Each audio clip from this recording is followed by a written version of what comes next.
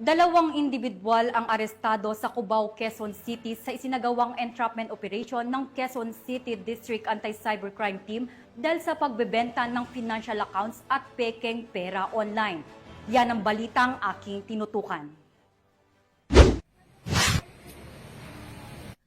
Nasa kote sa Cubao, Quezon City ang dalawang indibidwal na sangkot sa pagbebenta ng financial accounts at pekeng pera online.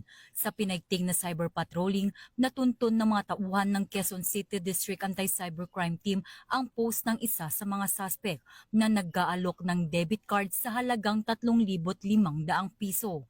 Sa pakikipag-ugnayan sa mga suspect, napag-alaman na nagbebenta din sila ng mga pekeng pera na naging daan upang maisagawa ang isang entrapment operation. Nasabat mula sa kanila ang 56 na piraso ng pekeng 1,000 peso bills at isang debit card. Kinasuhan ang mga suspect sa paglabag sa Anti-Financial Account Scamming Act at illegal possession and use of false treasury or banknotes and other instruments of credit na may kaugnayan sa Cybercrime Prevention Act of 2012.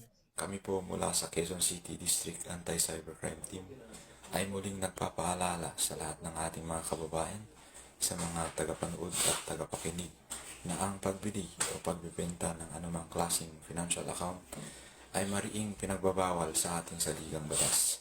Specifically under Section 5 of RA 12010 or ang Anti-Financial Accounts Scamming Act or AFASA.